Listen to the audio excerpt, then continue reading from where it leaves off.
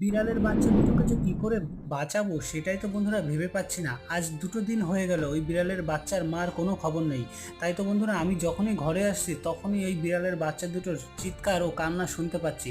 তাই তো বন্ধুরা আর মনটা ভালো লাগছে না। তাই নিজে থেকেই একটু দুধ গরম করে এনে ওদেরকে খাওয়ানোর চেষ্টা করছি যাতে বাচ্চা দুটো বেঁচে থাকে। অনেক কষ্টের পর ওরা সামান্য একটু ওদেরকে খাওয়াতে পারলাম। কেন বন্ধুরা বাচ্চাটি অনেক ছোট এবং এই দেখো একটু কাপড় দিয়ে খুব সাবধানে ওদেরকে ধরতে হচ্ছে। কেন কি ওদের পায়ে খুব তীক্ষ্ণ নখ এবং ওই নখ দিয়ে যদি ওরা হাঁচড়ে দেয় তখন আবার ডাক্তারের কাছে দৌড়াতে হবে। তাই তো বন্ধুরা খুব সাবধানে ওদেরকে খাওয়াতে হচ্ছে। কিন্তু আমি চেষ্টা করলে কি হবে? ওরা তো ঠিকঠাক খেতেই পারছে না। কেন কি ওরা এখন এতটাই ছোট যে ওরা মায়ের দুধ ঠিকঠাক করে খাবে। কিন্তু অন্য কোনো আমি জোর করে প্রেশার করে খাওয়াতে গেলে ওরা খেতেই পারছে না। তাও আমি চেষ্টা করছি যে যাতে ওরা সামান্য একটু খেয়ে বেঁচে অত্যন্ত থাকে এবং ওদের বেঁচে থাকলেই আমি খুশি। কেন কি আমি অনেক চেষ্টা করছি ওদের বাঁচানোর